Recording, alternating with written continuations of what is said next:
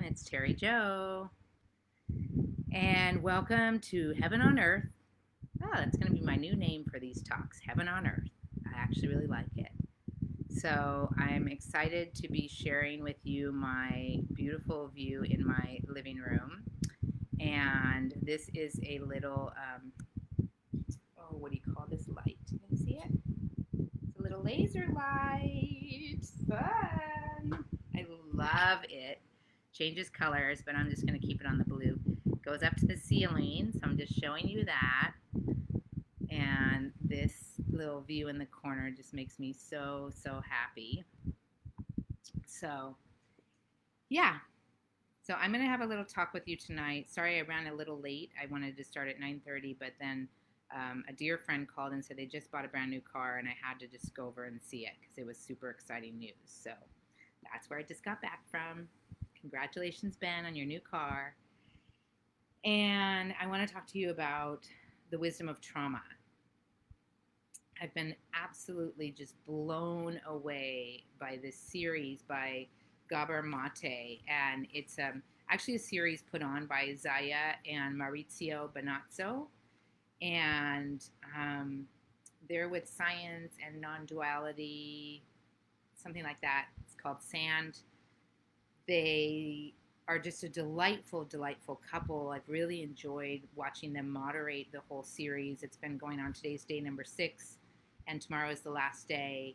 It's a 7-day series of interviews with Gabor Mate and various people who work in, sorry, I have to turn off my alarm, who work in related to understanding trauma, trauma awareness, healing trauma, and it's just been incredible, this series. And I think one of the reasons why I'm excited about it is because it's a topic that is really misunderstood and not talked about, that all of us, pretty much probably all of us, have some sort of trauma that we experienced when we were children. And trauma, it's something that I've always been aware of, that it doesn't have to be something really horrific, meaning sexual abuse, physical abuse, a parent dying, which was one of my cases. It can be not being picked up when you were crying. It can be being a latchkey kid at home alone and your parents or your single mom working and feeling lonely and alone and scared. It can be feeling your parents are checked out, like they're always on their cell phone and they don't actually really listen to you or see you. It can be not being listened to by your parents. It can be being shamed and scolded. It can be given timeouts. One of the things they talked about I think it's in the movie, but in several of the interviews, was this whole theory that I think it was the Dr. Spock theory that was around in the 70s, I want to say. Remember when moms read the Dr. Spock series of books? And there was that whole thing like, if your baby cries, let it cry, leave it alone. And Gabor is really clear, as are a lot of the experts that are talking about trauma, that that is not a healthy thing to do for a baby, to leave a baby alone crying, because what it teaches them is the world's not safe, that their needs aren't going to be met, that it's very frustrating to be here when nobody comes to care for you. And he talks a lot about indigenous tribes, how they naturally know to pick the baby up when it cries, and there's just a natural and intuitive flow in parenting. I know, Clea Rose, Gabor is just amazing, and this series has been incredible, and there's a movie by the same name. It's still available until tomorrow. I don't know what they're going to do once the series ends, but it's just been so riveting. And I want to read you some of the people that he's had on. He's had Peter Levine, who's a PhD and the founder of Somatic Experiencing, and you might have heard people talking about somatic therapy, which is basically being in the body to experience your emotions and past experiences so that you can clear them out, because we can't really do talk therapy to get to the root of some of our traumas, right? And I don't know enough about it. I do know that if I were to go back to therapy again, I would absolutely only work with a breathwork practitioner and or a somatic therapist, because I could talk circles around the best of the best psychologists. I know my issues inside and out at the mental level. And I'm super wicked psychologically savvy, and I seem like I got it all together and I know what's going on. But the reality is, I have not relived some of the painful experiences of my childhood, just because I haven't had access to them. And it's not advised that you do that without a practitioner being there with you to move through it. Now, I have done some breath work and things have resurfaced. I'm sure I've done some embodied healing of a variety of different ways that have brought up things to the surface. A lot of my time at USM, I healed a lot of things related to my past. But there's still more. There's always more. Like, there's so many layers and lifetimes that we've lived. Esther Perel is another one. She had on a psychotherapist who talks a lot about intimacy and relationships and attachment and aversion in relationships. Resmaa Menakem is a MSW, a healer, an author, and he's a trauma specialist. And he's particularly talked about white body supremacy, black body trauma, and police officer body trauma, like the trauma that gets trapped in the body. Thomas Hubble is a teacher and international facilitator. His was very interesting about movement. Stephen Porges is a PhD, and he's the creator of the polyvagal theory. Alanis Morissette, you know, the artist and activist Alanis, he had a great interview with her, although it's very interesting because she interrupted him quite a bit, and I was really aware that I feel like she was actually in her trauma responding to him at times, and so I had a lot of compassion for her watching that interview. Daniel Siegel, Stanislav Grof, MD, and Fritzi Horstman, who's one of my friends from doing the Compassion. She started the Compassion Prison Project, and she's just a fireball of energy of this movement of being trauma informed and especially transforming the prison system so that it's not inducing more harm, which as it is now, that's what it's doing. And I just love Fritzi and all the work she's doing. So there have been these incredible speakers, but the one that moved me the most, I watched today on a replay, and it was Sia, S-I-A, Sia. She, I guess, wrote in like after a couple days of the series had started, and she was watching it, and she just said how much she loved watching it. And I don't know if she offered to be part of it or they asked her to if she would interview. And she did this amazing, I'm gonna cry, but this amazing, beautiful, raw interview. I'll post it somewhere in the link of this, that literally blew me away. Like, I wish everyone could see this interview because she was so raw, she was so vulnerable, she was so authentic about wanting to die since she was a little girl, about the different things that have plagued her. There was something in there that she said, she kept hearing the repeated thing that was like, die, fat, lazy, die, fat, lazy, die, fat, lazy, this repeated voice. She talked about how she didn't want fame, and she doesn't want fame, and that's why she doesn't put her face on things and she covers her face. She talked about all her addictions that she struggled with and being in different 12-step programs and the different kinds of therapies she's tried and that she's been on meds. Oh my God, Clea, it's so brilliantly, she's so authentic and so vulnerable. And he said, Gabor, he's interviewing all these people, so he said to her something like, what are you, you're being really transparent and vulnerable here. What are you gonna, how are you gonna feel knowing this is out there, or something like that? And she said, oh, I gave up all social media, so I won't have any idea what anyone says about this. And I have no interest in knowing what anyone says about this, not the positives or the negatives, because that's not where I live. And it was just so moving. I mean, I feel like if everyone watched this, they would feel more connected. And she talked about that, how this, and Gabor talks about it a ton, that the reason why there's addiction, it's not a disease and it's not a disorder. And this is, he said he loves 12-step. They were talking about this in that particular interview. But the error with 12-step is in saying that it's a disease, because a disease implies that there's something wrong with you inherently. And it can never be really truly remedied. I mean, you could do some work and stuff like that, But the reality is, he's in all the work he's done, and he was an MD for 20 years. He's studied this for, I mean, to me, he's a trauma expert. And he came from his own background of trauma. And, but what he said is, I'm going to actually read it because I wrote it down. Every human has a true, authentic self. Trauma is the disconnection from it, and healing is the reconnection to it. And then here's another, I'm going to tell you a few quotes from him. Children don't get traumatized because they get hurt. They get traumatized because they're alone with their hurt. I mean, this is huge. Huge. I remember viscerally, like in my body, living in my room pretty much alone.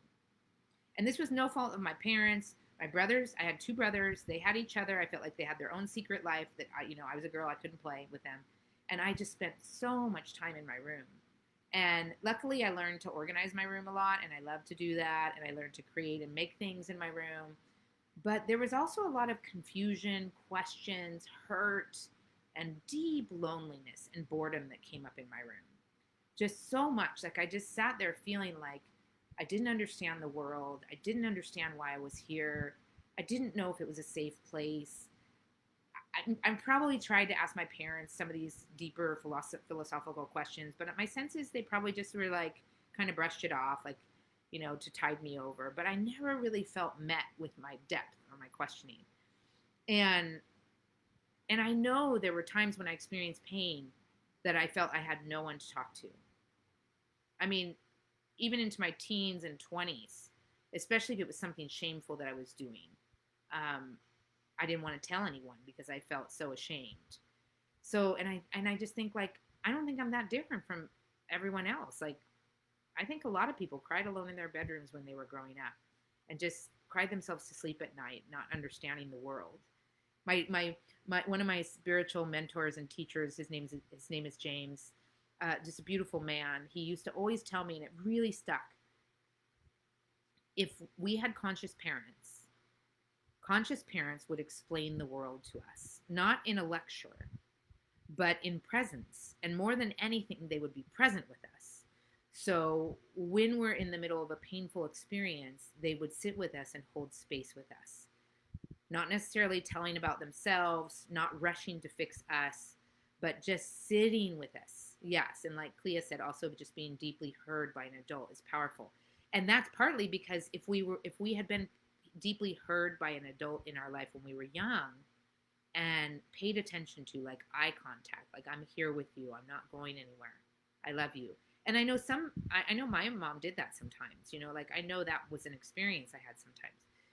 And they're not going to be there for every single thing, but it's just more of that would heal the world. And that it's that disconnect that then I think makes us retreat inside, feel alone and separate. There's the whole God piece where we turn our backs on God or feel alone and separate from God or the creator, whatever you call it.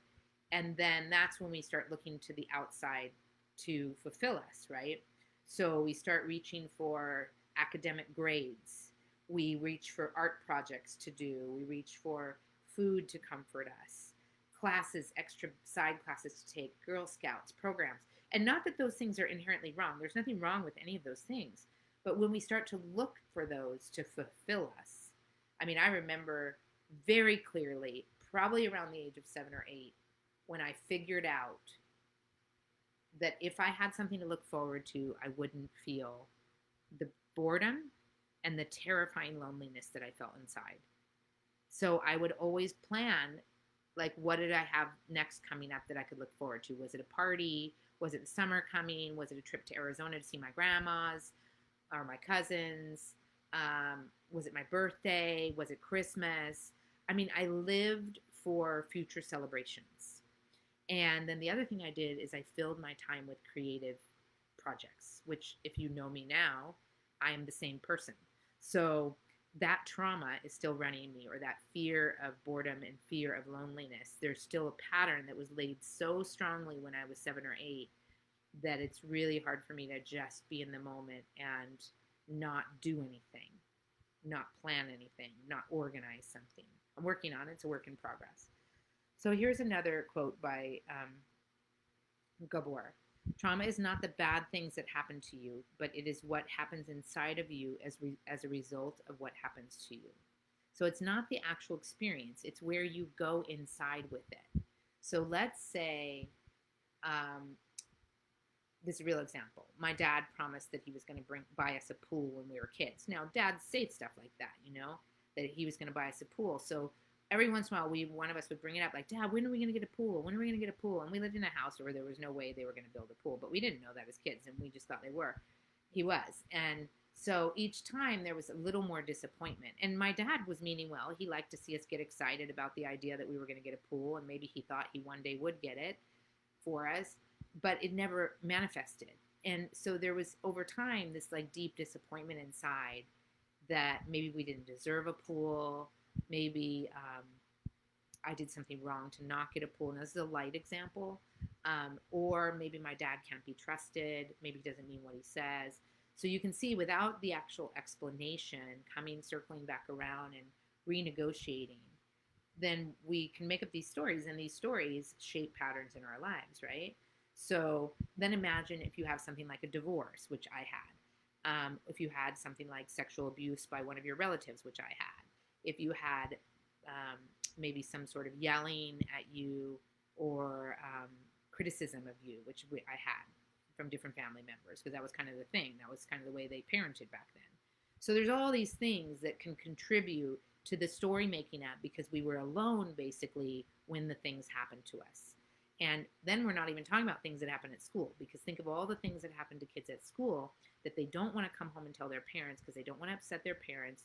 They don't want to get a lecture. They don't want to potentially get in trouble. They don't want to get someone else in trouble. So they're navigating this whole school world together, right? And friendships, and then it goes on as we get older and we get our first job, and maybe something happens and we don't tell anyone what happened. I mean, there's so many ways that these things can get seeded in us, right? I think that's, so I want to tell you one of these. This is one of the longer quotes, and then I'll get back to Sia and I'll wrap it up. So here's one of the things that Gabor said, and I took the time to write it down. This is from the film, actually, The Wisdom of Trauma. In our society, there are two myths around addiction. And by the way, he uses addiction by meaning anything. It could be addiction to porn. It could be to religion. It could be to politics. It could be to Fox News. It could be to shopping. It could be to being right. It could be to working. It could be a sexual addiction, or alcohol, drugs, all those, of course, to watching television, to watching sports. And I'm sure if you use that big, broad definition, you can find an addiction that you have. I definitely have one to sugar. I have one to late night eating. I have one to staying up late at night, actually. I think all of us, if we're really honest, we can find something that we have an unhealthy attachment to, something that we use to fill the void from the outside, something that we use to satiate, soothe, or comfort us in a more extreme way. Like we have an attachment to that thing. And so here's what he says. In our society, there are two myths around addiction. The pernicious one is the belief that addiction is a choice, and that the decisions that arise out of addictions are therefore a matter of individual culpability. And so therefore addicts, for the most part, are punished for being addicted. Now I'm just going to stop here. Think of all the times that we think judgment and shame someone for, oh God, they buy too many things. They're always getting packages at Amazon. Or, he watches TV 24/7. I've had that one a lot with people, like judging them. Workaholic, I've gotten that one, that I'm a workaholic or too always busy. I'm addicted to being busy. So anyway, but it's not, I really do see that it's not a choice. It's like a pattern that runs us. So now the other belief around addiction, but still misleading, is that it's an inherited disease, that it's a biological disorder of the brain. And this is also prevalent in the 12-step work, that it says it's a disease. That belief is more humane, much more than a choice belief, because at least if someone inherits a disease, they are not to be punished for it, which is true. But they are to be provided with a treatment for it, as with any disease. However, it's also misleading because it ignores why people really get addicted. Addiction is among the normal human responses to trauma. When people are suffering, they want to escape their suffering. That's normal. So to me, I've known information like this, but the way he articulates it, just, I can't even tell you how expanded I feel. Like, I feel hope for our planet. I'm a little disappointed to go on and watch the YouTube videos and see the lower numbers of people watching it, but my hope and sense is that this work is going to get there out there far and wide, because like he and so many others believe we need to become a trauma-informed society. Educators are teaching children that have various amounts of trauma, and they're actually re-traumatizing them. Programs, therapists can re-traumatize because they're not trauma-informed. I've probably done my own share of causing harm, wanting someone to move too fast through something or telling them something too vulnerable that triggered them. Like, I know that I have done that. That was because I wasn't trauma informed. I'm learning more about it now. And doctors, medical doctors, he talks about this a lot. All of them should be trauma informed. His whole theory is that most diseases, cancer, all of those, autoimmune deficiencies, fibromyalgia, rheumatoid arthritis, all of those are actually trauma-based diseases. And yet he'll say, when you go to a medical doctor, they will never say, how was your childhood? And what happened in your childhood? Now, something he points out really clear is that a lot of people will say, like, I had a great childhood. My parents were great.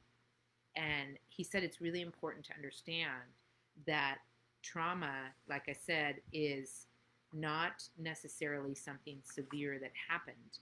It's what you did with things that happened to you when your needs weren't met. When you cried as a baby, you probably don't remember how you felt abandoned when your mother didn't pick you up when you cried. But there was a whole generation of us that didn't get picked up when we cried because parents were reading books that said that was the right thing to do.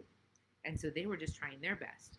And trauma gets passed down. So the whole children are to be seen and not heard theory, the whole spanking children on their behind, which is a very shameful place to spank children. They feel powerless in that, and they build resentments. I mean, there's, oh my God, so many things, from the ways we were raised, put in a corner with a dunce cap on, shamed in front of the class, compared to other kids.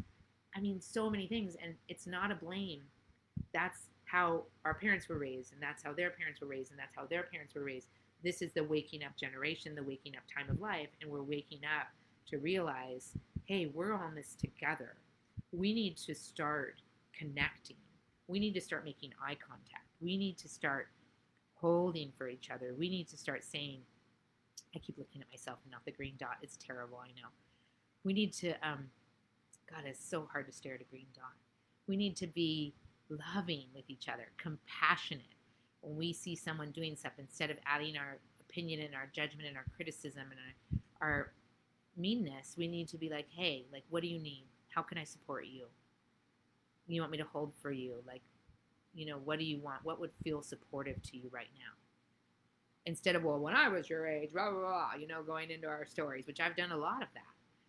But I didn't know better, you know, so it's like we're all learning together. And I see your little happy cry face. So let me get back to, no, I already did the quotes. I think I did all the quotes. All right, so I just want to get back to Sia's interview, which I will post as soon as I'm done, and I'm wrapping this up right now, so Clea, you'll get it in a minute. I can't say enough. I'm going to watch it again. It's only up until, I think, tomorrow, because she did the interview, what's today? I think she did the interview today, so it'll be up till tomorrow night, I think, because they're only keeping them up for 24 hours, but it is on YouTube, and God, she's just so, I've never seen a artist be as vulnerable and straightforward and heroinish, like a hero, without meaning to. She was super humble and very transparent about her pain and the thoughts that she lives with. And you could just, and she had so much joy. She had so much, she said she was in a really good place at the moment, you know, but she goes through her roller coaster. And I just connected so much to a lot of the things she said. And I just love her. Like I want to hang out with her and Gabor, and the people that did it, Zaya and Maurizio, and just all the people that were interviewed. So beautiful. I didn't watch all of them. I probably watched about I think there were maybe 20 people. I've watched about 12, but fantastic. And I'm so excited that we're coming into this as a more regular conversation with the ACE test to figure out, I forget what it's called now, childhood, oh my God, experiences. I can't think of what they're called now. But I want to end with this quote, which is from Gabor Mate. I'm going to end with two quotes. Dr. Gabor says, if we had a trauma-informed society, we'd have a society that was much more compassionate.